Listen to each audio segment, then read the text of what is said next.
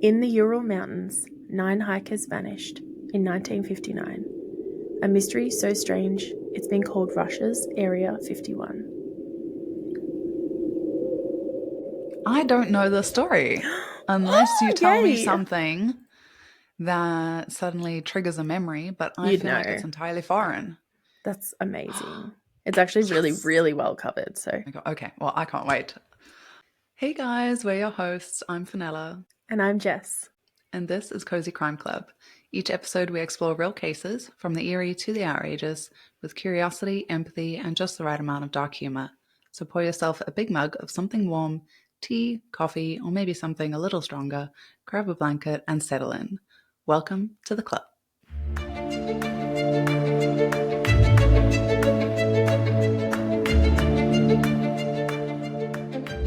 Well, it's our last spooky season, the last COSYWEEN episode tonight. Until next year, everyone. Don't panic. Yeah. We'll be back. We're not going anywhere. No. So this is our first Friday release, Friday morning. It is. Happy Friday, everyone. Hope everyone has exciting weekends planned. So, Jess, what are you bringing to the club tonight to close our COSYWEEN 2025? Okay, can I just say this case is definitely the most famous case I have ever covered. You might know it, Fenella, I'm not sure yet. It's kind of full of conspiracy theories if you're into that. Ooh. A lot of rabbit holes. And I went down all of them. If you're listening, you have probably heard this. I feel like most people know about this. There's many documentaries, many podcasts, many videos on this. Well, we're going back to 1959, February, deep in the Soviet Union. What we know today as Russia is caught between two worlds, the scars of the war and the promise of progress. As the Cold War hums beneath the surface, the nation is driven by secrecy, science, and surveillance. Every discovery is shadowed by the military, and every citizen is expected to serve the collective. While many world powers watched on, ordinary life continued. Factories, universities, and research institutes were all pulsing with ambition and fear. And high above it all, in the frozen north, stretched the Ural Mountains, the natural border between Europe and Asia, remote, untamed, and largely uninhabited. A place where radio signals die, compasses falter, and the wind never stops roaring. It's here, on the slope of Kolyat-Sakul, known as Dead Mountain, that a group of young hikers from the local university begin their winter expedition. They were among the best the Soviet outdoor program could produce. Disciplined, methodical, patriotic.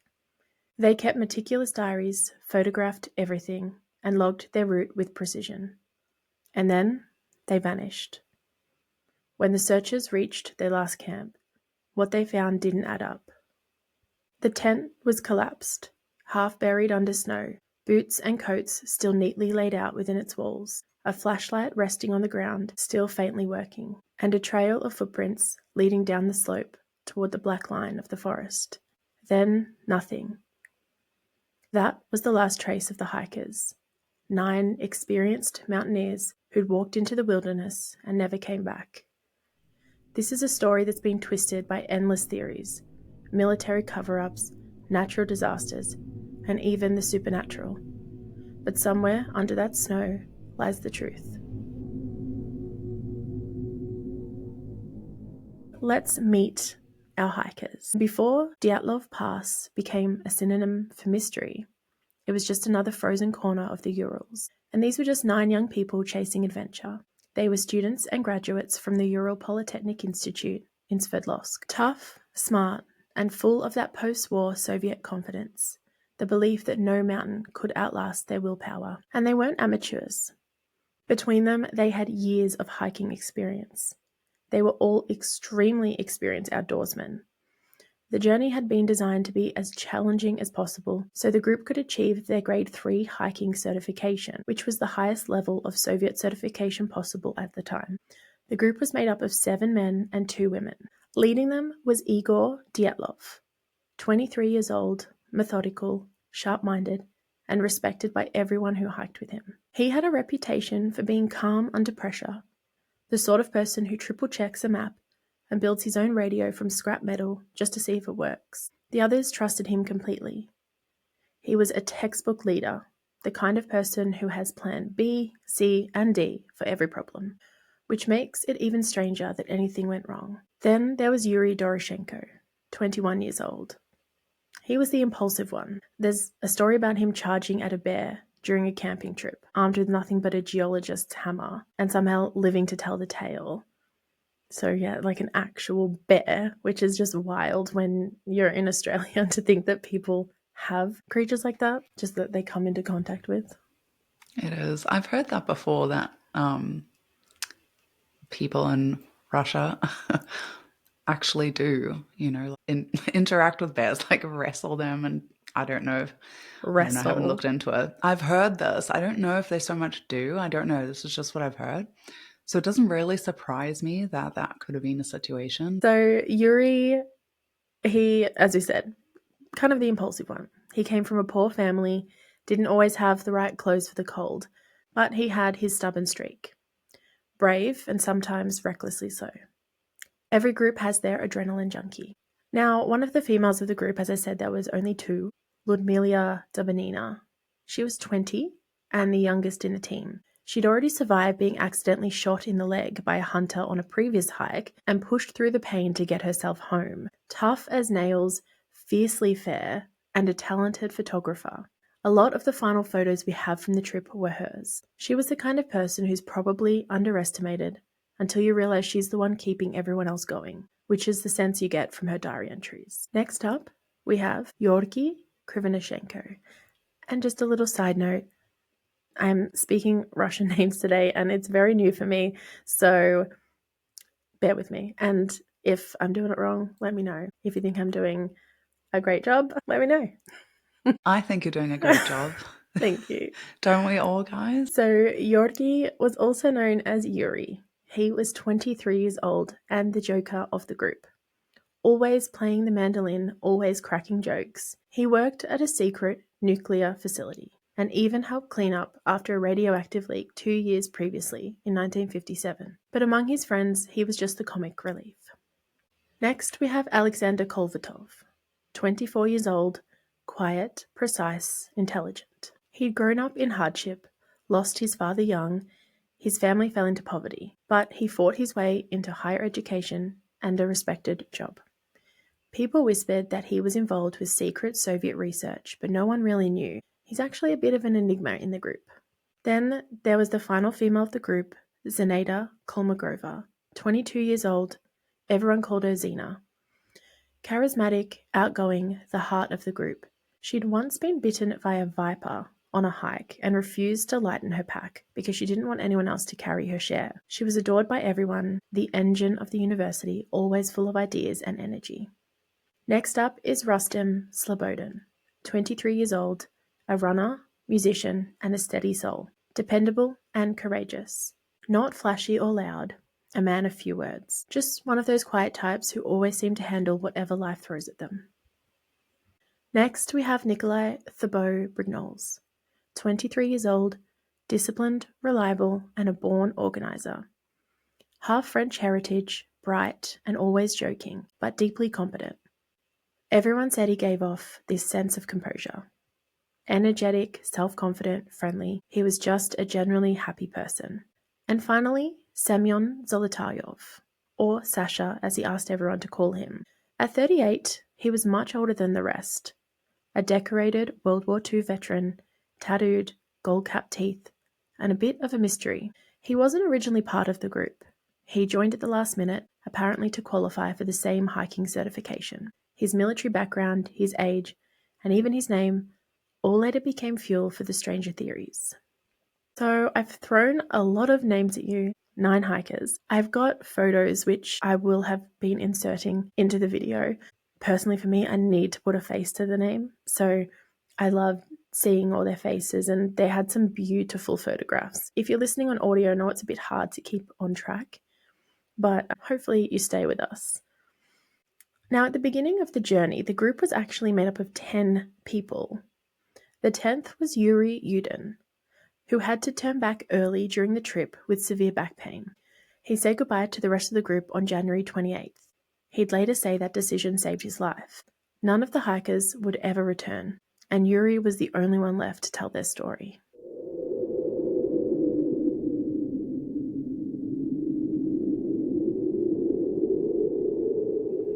When the Dyatlov group failed to send word from the expedition on schedule, no one panicked at first.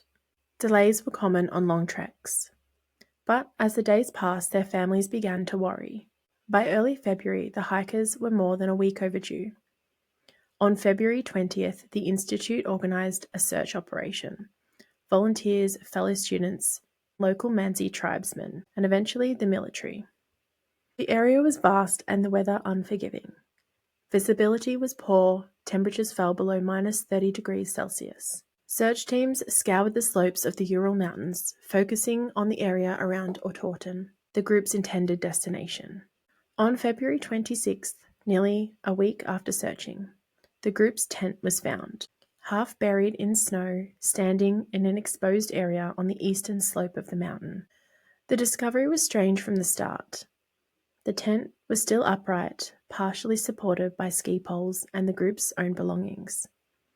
Inside, rescuers found everything neatly laid out: boots, clothes, cameras, food supplies, even the hikers' diaries. It looked like they had just left in the middle of the night and never came back. But the most unsettling detail was the tent itself. It was found that the canvas had been cut open from the inside. It wasn't unzipped, but it was sliced, as if the group had been desperate to escape. In the snow outside, investigators found footprints, about 8 or 9 sets, leading downhill towards the nearby woods. Some were barefoot, others were only in socks. None showed signs of a struggle. The prints trailed off about 500 meters from the tent, where the snow and wind had erased them. There were no other tracks, no animal prints, no evidence of intruders or a struggle. Whatever drove them out came from within their own camp. So when I said some were barefoot, they were, the footprints showed that they were barefoot. I think out of the 9, only 2 had boots on. And remember, this is minus 30 degrees. Anyway, we'll come back to this when we get to the theories, but would have been very hectic to have to leave that tent without shoes. I have so many questions, by the way, Jess, but I don't know if we're ready for them, so I'm sitting on them for the moment, just so you know.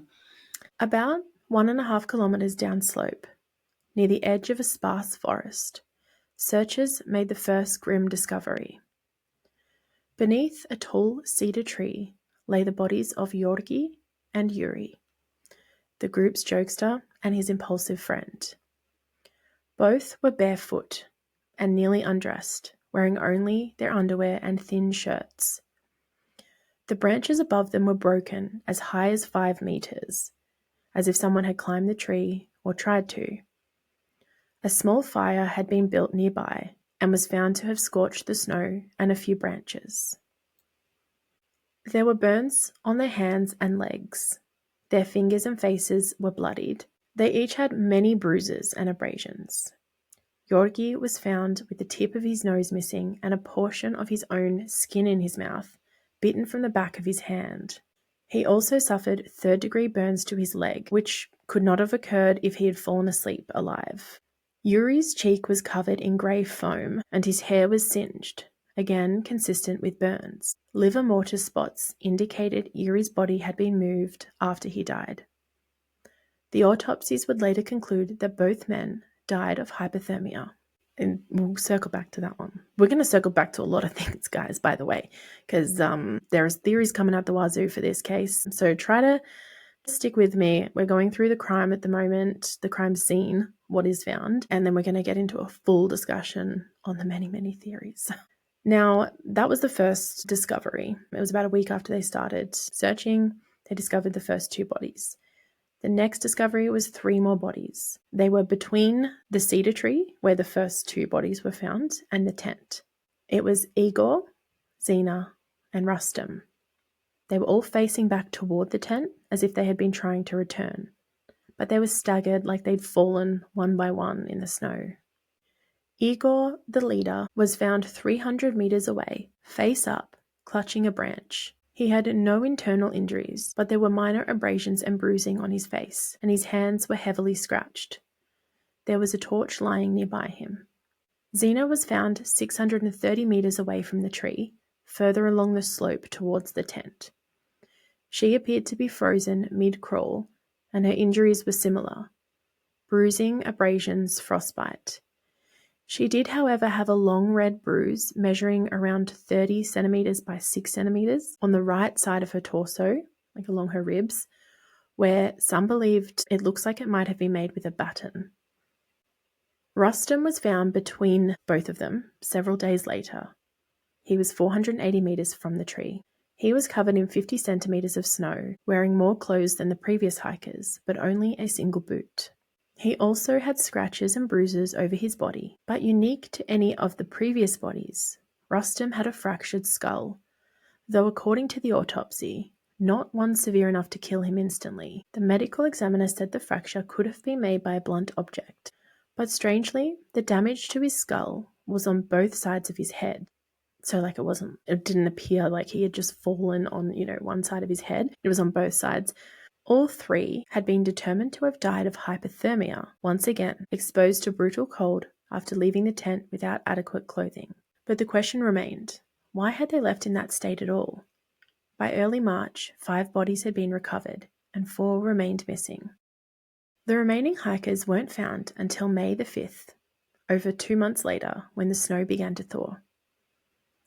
Their bodies were discovered in a den-like hollow next to a ravine, roughly 75 meters further into the forest from where the 2 initial hikers were found. Later, this area was called the Den by investigators. It was a makeshift shelter which was carved into the snow beside a narrow stream. It had a floor that was lined with branches and strips of clothing to help preserve body temperature, most likely knowledge from Semyon's experience in the military. However, as a side note, there was a knife that was used to cut those branches, and it was reportedly never found. Inside the den were the bodies of Nikolai, Alexander, Semyon, and Ludmila, partially covered in snow and debris from the melt. This second discovery deepened the mystery. They were dressed more warmly than the first 5, suggesting they had survived longer, perhaps scavenging clothes from their fallen friends. But their injuries were far more severe. Nikolai had a major skull fracture, consistent with a powerful impact, more like a car crash than a fall. The medical examiner who performed the autopsy excluded an accidental fall onto rock as a possible cause for the fracture, but listed the cause of death as a fatal skull injury. Alexander's neck was described in the autopsy as deformed. Some people described it as twisted, and he had an open wound behind his ear and a broken nose. Some of his clothing tested positive for radioactive substance. The autopsy didn't elaborate on Alexander's injuries, but found him to have died from hypothermia. Semyon, the oldest and most mysterious member of the group, had multiple rib fractures and was found facing down, clutching a camera around his neck.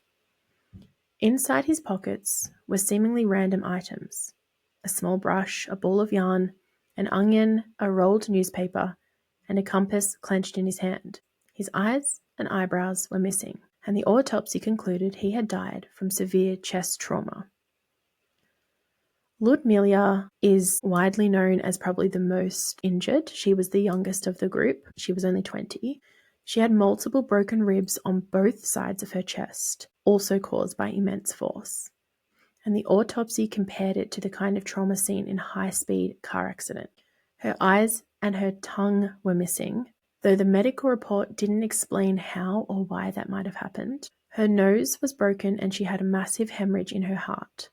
Her stomach also contained a dark brown mass, which some argue was blood, others that it was just natural decomposition. She was reported to have died by internal bleeding from severe chest trauma. Now, I know I've thrown a lot at you guys. It's just I'm trying to list down these injuries, kind of like dot points. We'll jump into the theories and we'll circle back to them. But so far, that is all the victims that they found, where they found them. I'm going to include, I have found some maps online for visual people like me who might just like to see where they were found from the tent and the forest, and it's just kind of a lot easier to understand when you watch it. So for our YouTube people who are watching, you're also going to see pictures of all the victims so you can not get a bit too lost. And I'm sorry if you are lost, but stay with me. The hiking group had fled a warm and functioning tent, leaving behind their boots, their coats, and supplies. They had run half-dressed, without shoes, into a snowstorm at night. There was no sign of an avalanche. The tent stood on a gentle slope, and the surrounding snow showed no collapse patterns or debris. The footprints suggested calm movement at first, not the panic of an attack. Yet something had clearly terrified or forced them out of the tent. In the tent, there were 4 cameras from the group. There was a diary entry, also dated February 1st, and a half-eaten meal. The final photo taken on one of the cameras shows vague lights in the sky, impossible to interpret but haunting. The official investigation noted a spontaneous departure from the tent by all group members and a compelling natural force leading to their deaths.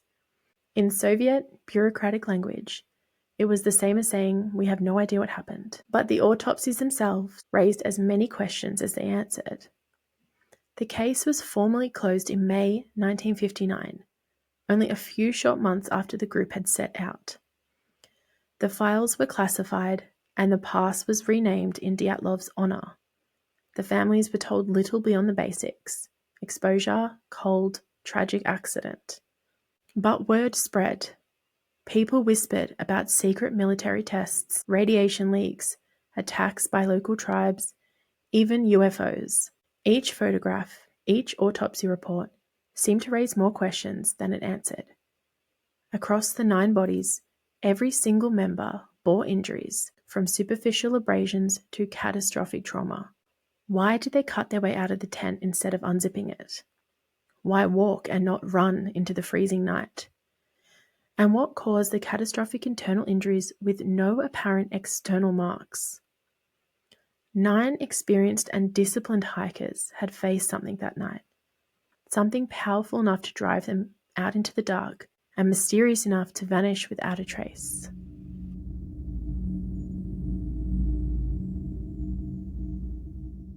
Well, it is time for the theories. I know you've probably all been hanging for this section. And as just a caveat, I want to say I cannot cover them all because there are hundreds, countless theories. I've tried to include the main ones that come up, but this case is hotly debated. It's been nearly 7 years and people are just like, yes, no, I'll start with some of the main ones and we'll see where we end up. So let's begin with the natural causes. That's where most official reports like to land. It's safe, it's tidy, and politically convenient. And the neatest natural theory? An avalanche. In 2019, the Dyatlov Pass Incident was actually reopened. So I know I mentioned earlier it was closed really quickly. Literally they found them and a few weeks later, case done, closed. But there was, huge public pressure the whole time. It never stopped. So they reopened it in 2019 to address the public suspicion. And in 2020... They reopened it in 2019 to address the public suspicion? Yeah, it only took, a few decades. What? Yeah. That is wild. Mm-hmm. Okay. Sorry. It's something that just didn't die. People just was so passionate about this. The family was really vocal. You would be. And there's a lot of families because there were a lot of people. Yeah. And they would have had friends or colleagues and fellow students and teachers and, it goes on and on. Mm. And in 2020, the lead investigator, Andrei Kuryakov, announced they were closing the case. The cause of death, they said, was a snow slab avalanche. Well, it wasn't. Okay, there were footprints in the snow. All right, there were footprints. There were footprints. All right, carry on. Sorry, I'm infuriated. So, case solved. That's what it was. And the public reacted just like you, Fenella. They said no. Oh, thank God. So this is the idea, though. Sometime between 1:30 a.m. and 5:30 a.m., the snowpack above the tent shifted. Essentially, if you can imagine a hill, and the hikers carved into the slope a bit to pitch their tent. Very standard mountaineering practice. But what they were saying with this theory, and actually how they've closed the case, is that by putting the tent into the part of the hill, it may have destabilized the layers of snow above. Under high winds and constant snowfall, A small slab slides loose and presses into the tent, not enough to bury them, but enough to cause panic. And remember, the tent was like half or lightly covered in snow. But this theory says fearing a larger avalanche. So the group are like, oh my God, an avalanche is impending. The group cuts through the tent wall and escapes downhill towards the trees, seeking cover behind a rocky ridge nearby, which is exactly what protocol advised at the time. There, they build a small fire, and later some try to make it back to the tent. Others dig a snow shelter further down, but it collapses into a hidden stream bed. And that, according to the investigators, explains it all. It explains the panic, the disorientation, their exposure, and death. I'm loving the eye rolls, Vanilla.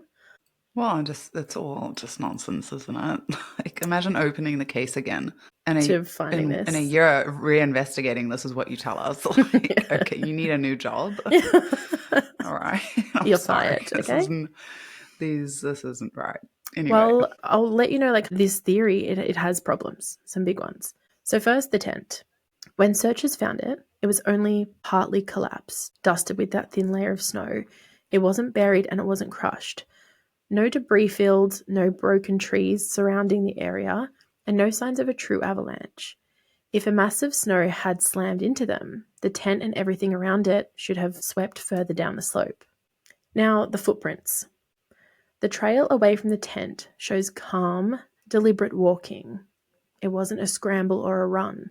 If you think a second avalanche is about to hit, you wouldn't just be strolling away, you would sprint.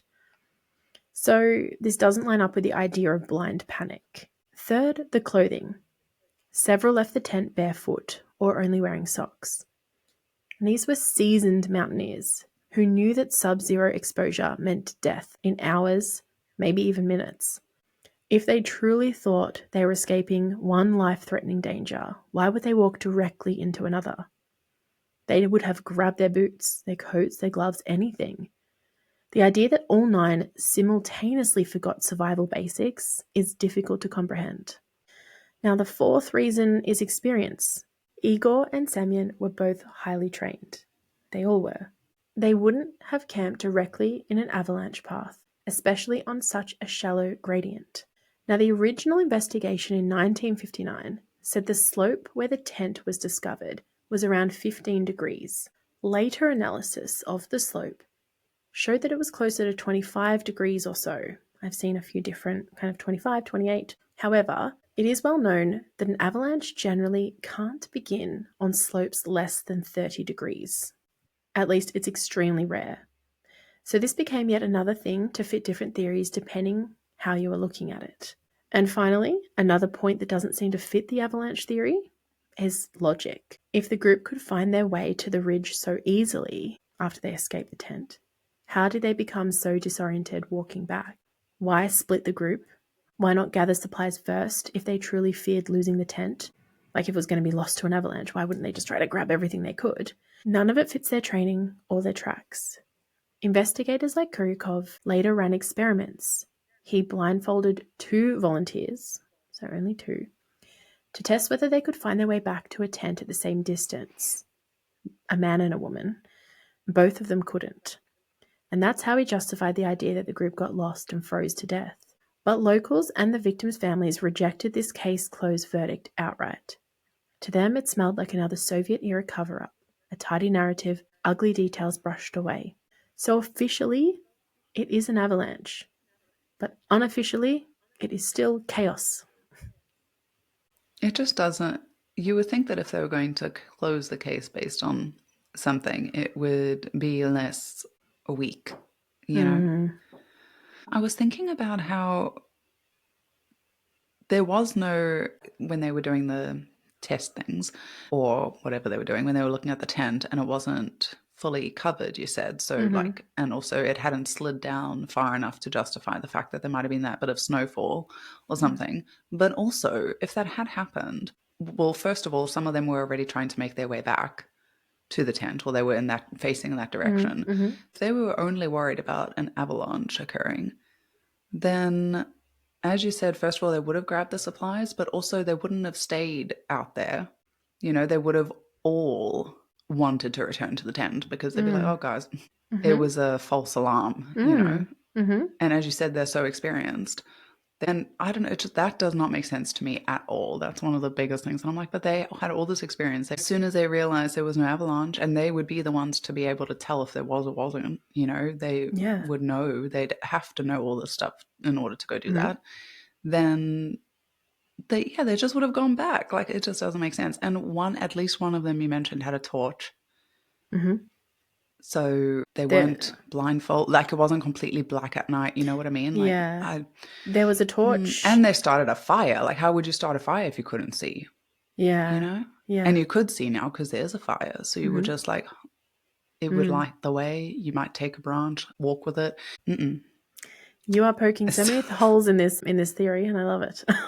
Well, I'm excited for the next ones because I want to see what You're like, everyone I'm else has ready. been saying. Yeah, I am, because I need to hear some things that make a little bit more sense Yeah. or open the floor up to a different direction than whatever these official people are trying to wipe it away with. Yeah. It just doesn't add up. Yeah. No, it really doesn't. I just remembered one other thing I wanted to ask you from way back. So my question is, where was the tent cut open?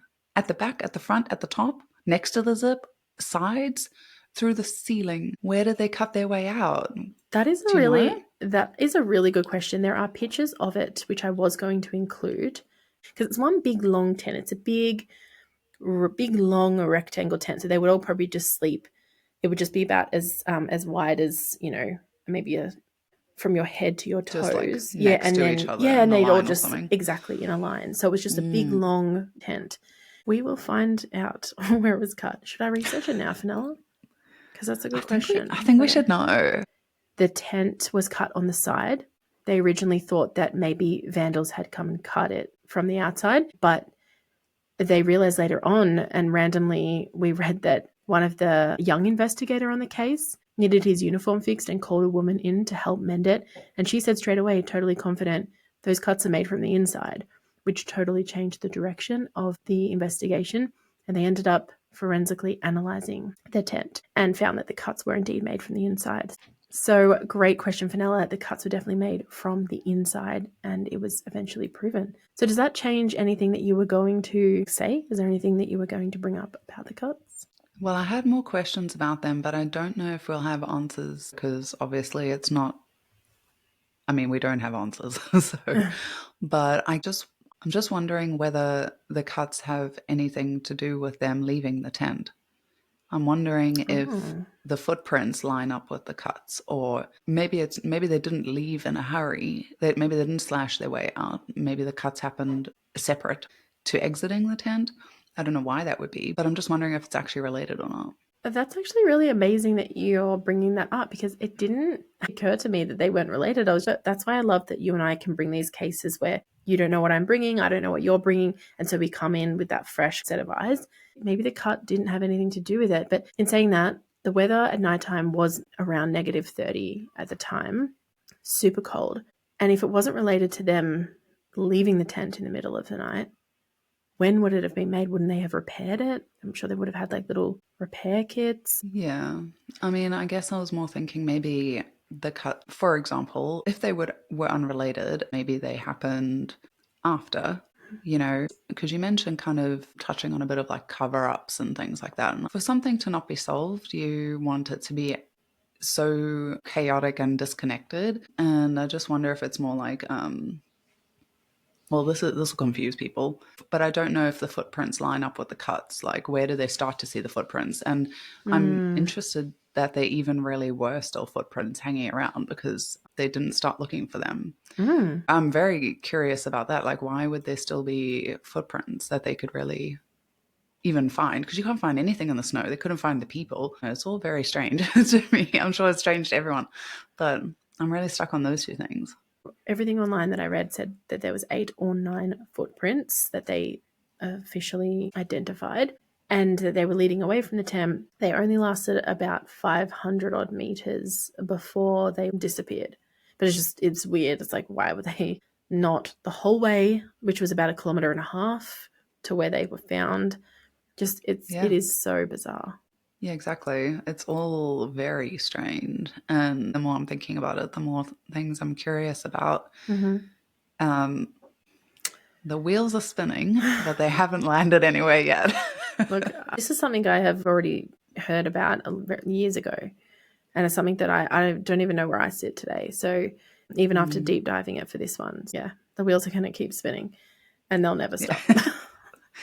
Great. You'll be going to bed just. What have you done to me? Yeah. All right. We've gone through the avalanche theory, okay? Again, after 2019, 2020, that was the official kind of explanation and explained some of those things, but just not everything.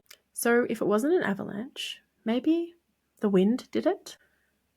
The katabatic wind theory took off in 2019. Yes, I was waiting for you to come back to this. Yes, I think I did mention it Lay earlier, on didn't me. I? Yep. Now, it took off around 2019, and it sounds impressive enough to convince half of the internet. Now, katabatic comes from the Greek katabatis, meaning descending. It describes a rare, violent wind that forms when cold, dense air rushes downhill, a gravity-fed air current that can strike like an invisible avalanche. It's not a storm that builds up slowly, it's instant.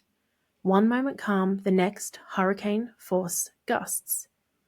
In 1978, 9 Swedish skiers were caught in a katabatic event in conditions eerily similar to Dyatlov Pass. 8 died within hours, swept off their feet by what one survivor described as an explosive wall of freezing air. So the Dyatlov version goes like this. Late that night, cold air above the ridge begins to spill downhill, fast. The wind slams into the hiker's tent, roaring and flattening it within seconds.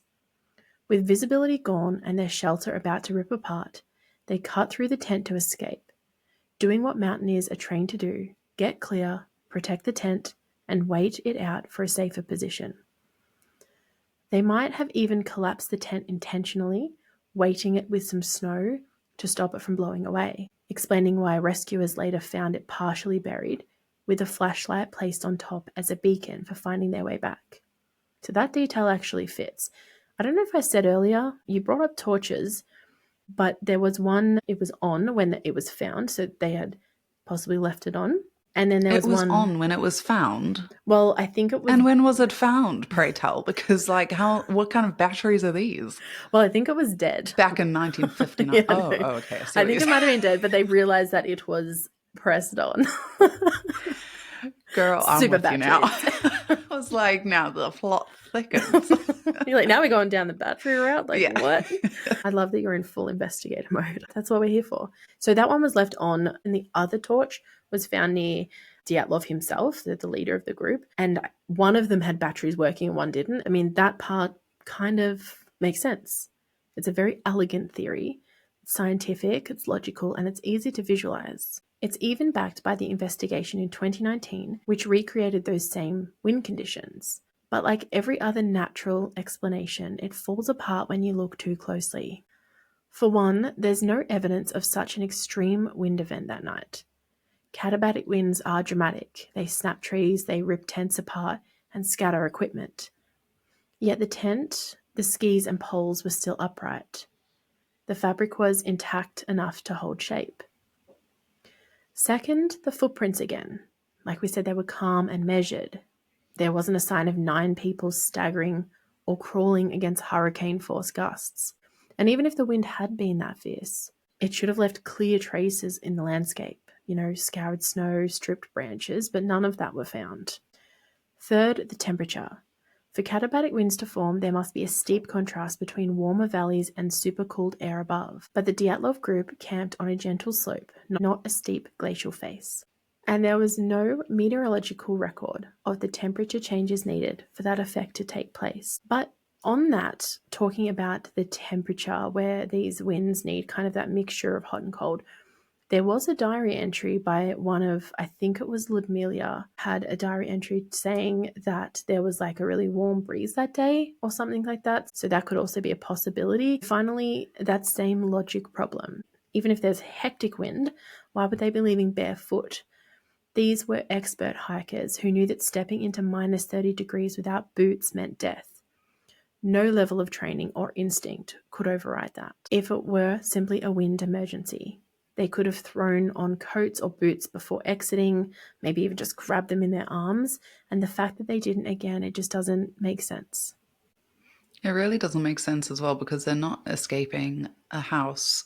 They are camping. They have very little things with them. They have to carry it all. So it's not, none of it would be like, oh, we don't have time to grab that. And that's a tent where they're probably relatively tightly packed as well. They probably all have their stuff at the foot of their sleeping bags or something, somewhere they can easily grab whatever they need. It's all very strange. And I don't know how they would be trained to sleep. Do you know if they would wear like really warm stuff, or even them not being prepared, like them stripping off to any degree sounds like they're making themselves less prepared for a period of anywhere from 6 to 8 hours while they're sleeping, which seems counterintuitive. They're, like I have seen, and I'm not sharing them in this video, there are autopsy photos online. They are pretty, well, not pretty, they're extremely graphic. And in the photos, the two original, like Yuri and Yorki that were found, are in very light, they just look like shirts, like a business shirt, but like short sleeve, like just a collared, checkered kind of shirt. I think one of them had like really ripped kind of underpants, like a layer of a very thin pant that you'd wear with like snow pants or whatever over the top. And one of them just had like underwear on. Whether or not the group took their clothes from them, they were still wearing like pretty light clothing. Some of them had like jackets on and hats and different layers of pants. But to have no shoes, I think, is just the biggest thing for me. To have, some of them were barefoot, some of them had socks on, only two had boots. I did read one theory that said they think maybe something happened outside the tent and there was like two people that were already outside the tent in boots. Like they were just outside, maybe they saw something. And so then everyone else rushed out. Honestly, I can say one sentence and I already get questions like in my mind, like, but hang on.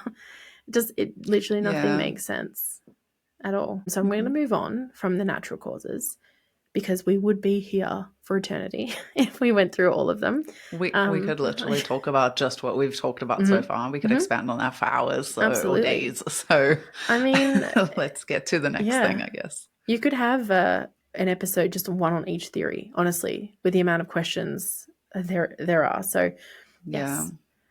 And if anyone knows it really well already and has their own theory cooked up, please let us know, because I'm just on the edge right now. I don't care if you write a novel of a comment. Yeah. I'm there to read it. Take it away, Jess. What have we got next? All right. Well, the natural explanations can account for some of what happened. They don't explain everything. And that's where theories involving human factors come in. In the early months of the investigation, Soviet authorities quietly explored whether someone might have attacked the group. After all, the bodies told conflicting stories. There were cuts, many bruises, missing soft tissue, blunt trauma.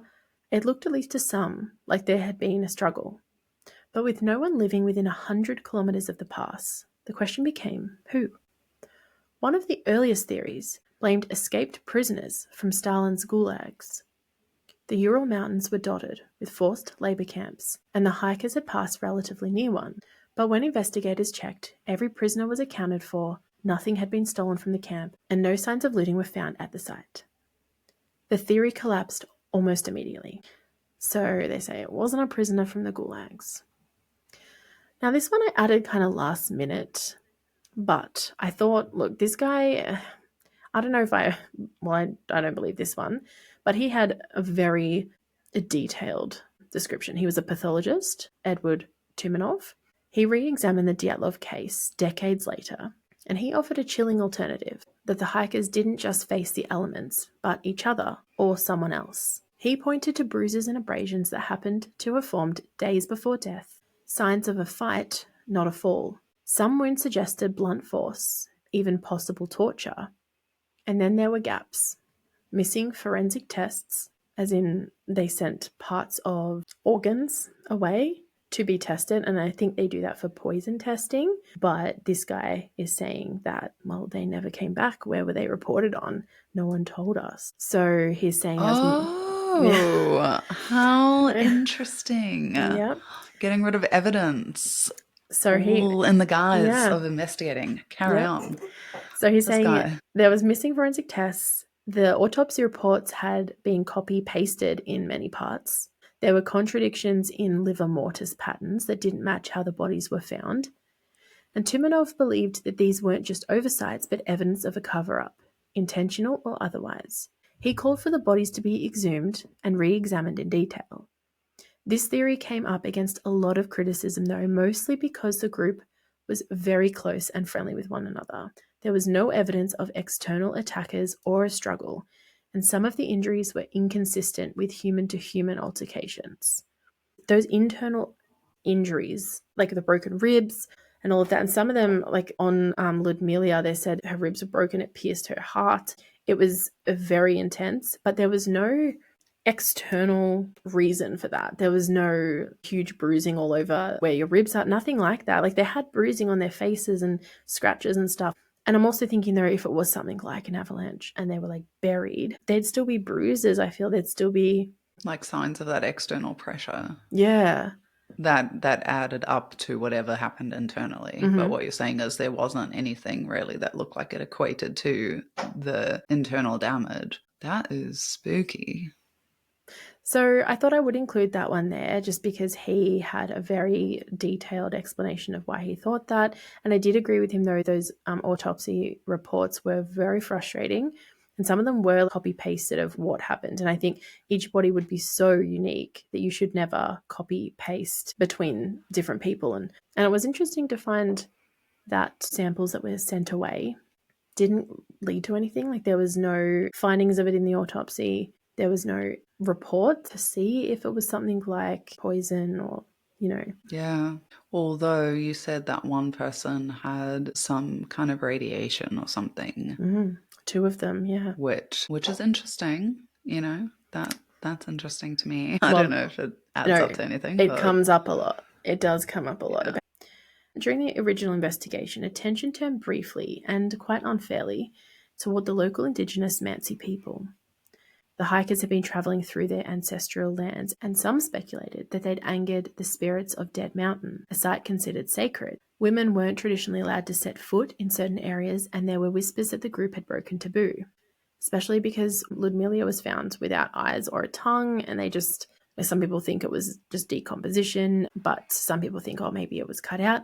But there was no evidence of violence. Like we've said, there was no evidence of crazy footsteps everywhere. There were no weapons and no motive, because the Mansi were extremely cooperative with everything, and they were actually among the first to help search for the missing hikers. They didn't try to hide anything.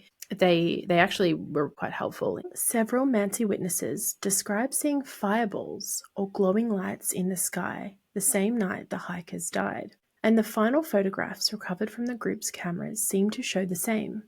Streaks of light against a black sky. To some, this hinted at weapons testing.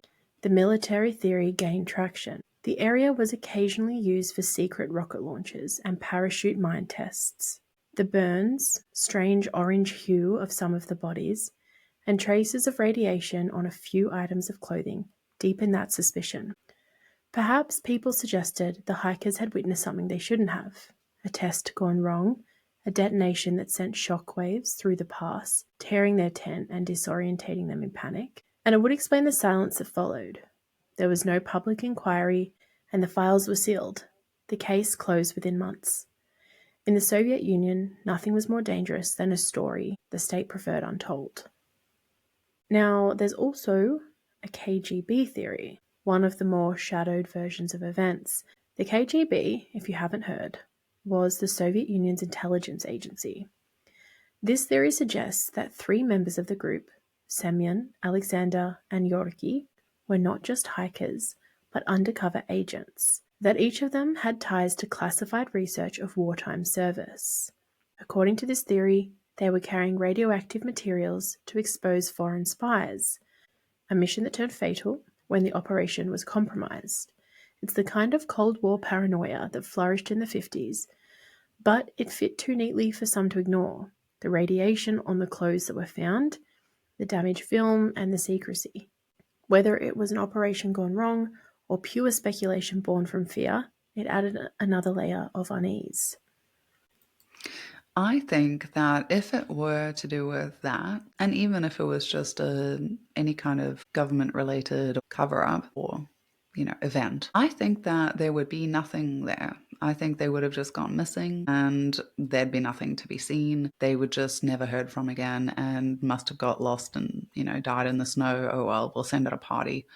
But they won't find anything and they don't find anything. And then it's written up as just an unsolved mystery. I don't know. I feel like governments, there's so much we don't know. And if they don't want you to know, you won't know.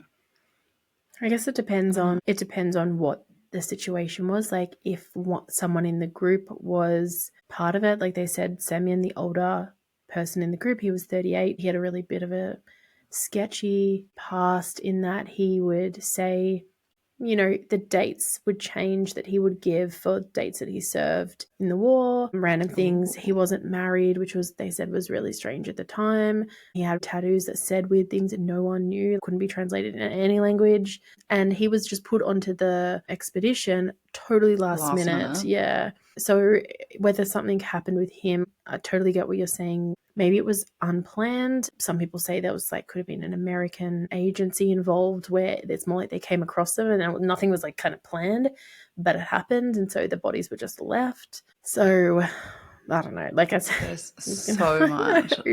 I know. This is the most full-on case. So if the state wasn't testing weapons and no one else was out there, then what was? And this is where theories begin to twist, away from the human and into the unexplainable.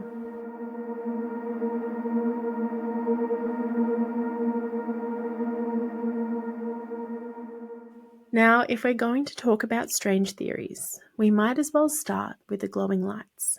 A photograph from Yorkie's camera roll shows what some people think is a faint orb in the night sky. Nothing remarkable at first glance, but it was taken on the final roll of film only hours before the group vanished. It looks blurry, like a bunch of lights with a black background. Some people have said they think it was from when the film was actually developed and there's nothing supernatural about it, but it's not the only evidence of light connected to the incident. On the night the hikers died on the slope, Soviet geologists 70 kilometers away reported pulsating orbs moving across the sky toward the mountain where the tent was pitched. The military later admitted that rockets were launched from a nearby city in Kazakhstan around those dates, and claimed they landed harmlessly in the northern Urals. But people who saw the lights insisted they weren't rockets. They were silent, spherical, and slow-moving, more like glowing fireballs drifting across the horizon. Now it gets a little interesting here, because the original prosecutor, Lev Ivanov, he led that 1959 investigation. He lived for decades after the case was closed, and long enough to speak freely.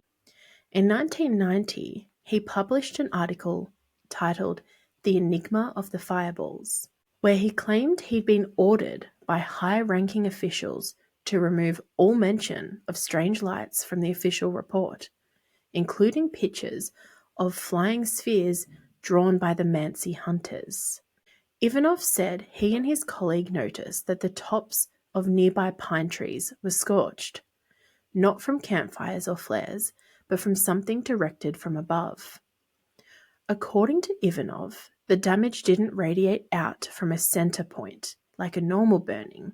It looked selective, as if beams of heat had swept the treetops without touching the snow below. He wrote that whatever energy hit those trees was unknown but strong, aimed directly at objects, in this case, people. Whatever the truth, the image of those glowing orbs over a frozen mountain and 9 terrified hikers slashing their way out into the dark is hard to shake. Why would that cause them to slash their way out of the tent, though? Is what I'm wondering. What's that got to do with it? The tent wasn't on fire, from what we've heard. It was intact. The torch was there. Snow was on top. It's not burned. And if they were in the tent, they wouldn't have seen them. Maybe it lit the space up a bit, but then they would have just peeked out the zip, probably. if we're working on the theory that they did actually exit through the slashes in the tent. But what have the fireballs got to do with them getting out there in the first place? I wonder. I'm not saying it's not to do with it. Obviously, it's strange. It's very suspicious. Like, a lot of people are talking about fireballs in the sky. You have the strange photo from one of the hikers, the roll of film. You have the Mansi hunters that said what they saw, the geologists, lots of people are saying that they saw this. With the slashing of the tent, I agree with what you said. It doesn't overly explain that. But I did read somewhere that they think that maybe two of them had been outside already. Maybe they were going to the toilet. Oh, yeah, you did mention. Like, they had boots on, just two of the men. Maybe they saw something. But it's still, I don't know if that explains cutting out of the tent, unless they were terrified of what it was. They would have had to then call, if you were outside the tent and you saw something, you wouldn't be far from the tent probably. You would have just opened the zip and been like, guys, get outside. Otherwise, you would have maybe yelled out to them. For some reason, they chose not to exit through the zip. What would they have had to hear to make them do that? Obviously, question marks everywhere. Like, everywhere. as you said, right from the start, And I thought it was really interesting that original lead investigator came out later in 1990 to say, I was totally pressured to close the case, shut it up, and I was told to take any mention of flying spheres, out of my report. So I thought that was pretty interesting. Flying spheres. Round spheres or like flat spheres? Do we know? We Could the don't spheres know. have sliced the tent? They said circular. I was thinking that too. I mean, if they're literally pointing to a possible UFO here. So if it was someone who's thinking that could be the case, maybe that had, although it was sliced from inside, and it said that they proved that forensically. Well, it looks like they did, but we're talking about potentially something UFO type stuff. Like, so it could be unknown. We don't know what it is. So because we only know what we know. Exactly. And we can only, the scientists find things out all the time that like refute something else that they thought they knew. So I wonder if there's something to that, or again, if the slashes just are, a red herring, but who knows? But he was told not to say anything. Unless they're just like, we don't want to cause, paranoia, alarm to the public. So it could have been something like that. Yeah, maybe that stuff maybe that was separate. Maybe it happened to be going on and they were like, look, let's not stir up all this when it's not relevant. Maybe. Well, if strange lights weren't enough, let's talk about something bigger. Something hairy. There's one photograph from the Dyatlov group's final roll of film that has haunted the internet for decades. Some insist it shows a figure, upright, covered in fur, standing near the tree line. Theories quickly leapt to the legendary Menk, a Siberian mythological creature. In the folklore of the Mansi peoples, the Menk were formidable forest spirits, human-like, supernatural beings living in a parallel realm. Often depicted as aggressive giants, they could be hostile to humans, but also powerful spirits to be respected. Could this lone figure in the photo have scared the Dyatlov group from their tent? Could it explain some of the panic, the splitting up of the group, the missing shoes and clothing? Maybe. But here's the kicker. Most experts agree the image is blurry, indistinct, and probably just a trick of the shadow and the snow. There's no direct evidence the hikers ever encountered a Menk. There's no prints, no hair, no body, just a photograph that fuels imagination. So if you're looking at the picture of this Menk, this Yeti, what do you think, Fenella? Like, what does that look like for you? Because some people say that's just one of the guys have gone for a leak behind a tree and they're coming out. But you can see where it has that kind of traditional kind of Yeti shape. I mean, yes, at first glance, that is what I thought. But as I let my gaze linger, I kind of thought it looks very similar to some of the other photos where they have like a headgear or something on, and they're big snow clothes, I guess, and it kind of just looks like someone's like walking back. to camp and someone took a photo in that moment. Maybe they weren't supposed to be there. Maybe there was just like an opening in the trees and someone was taking a photo and they happened to be coming around. They ended up in the photo, so it's not really in focus. But it does kind of just look, to me, it looks like a man. But again, I mean, you can't really say. At first glance, it looked like a Yeti. Some people, I think I read that they think that photo is obviously a human, but that it could be maybe someone who's not from the group. So maybe they came across someone who hurt them. Maybe that's the person we're looking for. So that's also yet another theory. Yeah, it could be. I mean, I guess hopefully we'll know one day. I don't know if we ever will, but Sadly, I don't think so with this case. I mean, I haven't fully gone into it. There is like a organization which tries to find the truth for this. The person who runs it, he was 12 years old at the time, and he went to some of the funerals that they held for these hikers.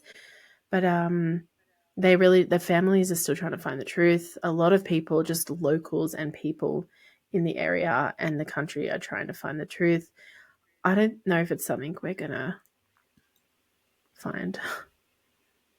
yeah, maybe not. But I had a question around the hikers themselves. Way back to the start, when you were telling us, who they are and what they've done, it sounded like you were saying some impressive things about these people. What the path that they were setting themselves on in life, which is it's a huge loss for people like that to no longer be able to contribute to the future of the world. And I just wonder as well whether anything to do with, what they were about or up to, whether it was known publicly or not, could have something to do with this. It might not necessarily be like a testing or something gone wrong. It might be something intentional in a way. Although, as you said, like all your theories kind of fall apart as soon as you start thinking about them. I really hear you. You start to look at one thing and you're like, yeah, this makes sense. And then no, it doesn't. You hit a brick wall everywhere you go. There is always something that comes up and it just doesn't make sense. And at the end of the day, these are 9 young people who, like you said, were just on the path to living these exceptional lives. And what a benefit they would have had in their society. I think what's just so frustrating is that, especially when people in the local area, the families, they do think that it was some kind of cover-up. But Yuri Yudin, who was the 10th member, I think he believes this. He passed away in 2013, so he lived quite a long life, but he never gave up on trying to find out what happened. And I believe all the families and he have a general consensus of what they believe happened. And I do think it kind of comes to a bit of a cover-up. I guess my thought is that if it was a cover-up, it depends why there was a cover-up. But I guess if you could figure out why it was being covered up, that would lead you to exactly what happened. So then I'm like, well, it must have been something that they stumbled across out there, or it was just like a targeted thing for one or a few of them. There is a lot I haven't been able to include just because this is so detailed. Yuri Yudin did help investigators. He went back to the scene and he was able to kind of give them some insights that they hadn't noticed before. For example, Semyon, he was the 38-year-old, a bit of the mystery one. He was found in the den. He was found like clutching a camera around his neck. And when Yuri Yudin went back to the site, he said, because there was 4 cameras found in the tent, and those 4 were the only cameras that Yuri Yudin was aware of, and one of them was Semyon's. So he had a second camera around his neck when he died that Yuri Yudin never saw on the trip. He was like, but why would he keep one hidden?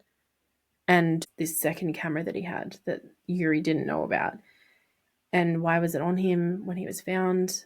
They tried to get the footage from the camera that he had around his neck, but it was water damaged because they were found kind of in the ravine. So, of course, it was water damaged, and we don't get to know what was on that film. I'm just thinking now I'm about to wrap it up, but I'm thinking there is a lot I probably haven't even told you. So I really recommend that anyone just like research this if they're into it, because you will come across so much information and you still can't pin it down. There is no answer. And if someone thinks that they have the answer, like actually has cracked it, not just a theory, please sound the alarm and let us know. I want to know what people feel confident about, as well Yeah. as theories, Even if it's because a small part, like yeah, it doesn't have to be the whole thing. Even a small part, if you can say it definitely wasn't this because of X, Y, Z, or it was, yeah, something about the footprints, which seem to be tripping Fenella and I up a lot. Yeah, really want to hear it. yeah, definitely. I love that you brought this case for us because I didn't know about it. I know that I'm sure everyone listening probably has, and I'm the last to know, but I had no idea about this. And it's fascinating, and you will not stop me. No one's going to hold me back. I will solve this case. You have got me into it. I need Well, to know. if you solve it, you guys will hear it here first. Oh, you sure Solved will. the 70-year-old case. Exactly. Yeah. Mark my words. Well, not quite 70, but yeah, in another few years, which is wild.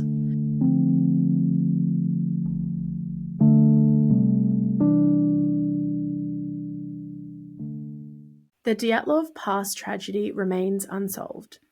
9 lives ended on a cold, unforgiving slope, and the mountain keeps its secrets. Investigators, families, and historians have tried, yet the questions outnumber the answers. The pass bears their name. Museums preserve their memory. Tours retrace their steps. And still, some swear the truth has never been told.